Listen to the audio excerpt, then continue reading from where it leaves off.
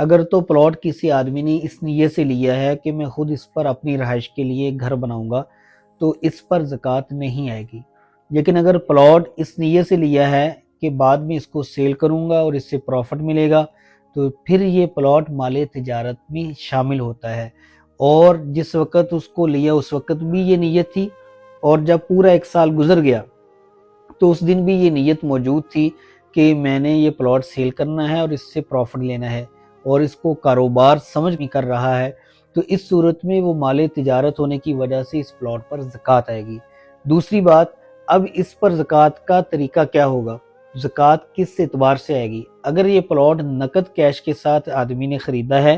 تو total plot کی جو ویلیو ہوگی، مارکیٹ کا جو ریٹ ہوگا اس دن، اسی حساب سے اس پر زکوٰۃ آئے گی۔ لیکن اگر وہ پلاٹ قسطوں پر لیا ہے، مثال کے طور پہ 3 سال کی قسطوں پر کسی آدمی نے پلاٹ لیا اور نیت یہ تھی کہ میں اس کو آنے والے وقت میں سیل کروں گا،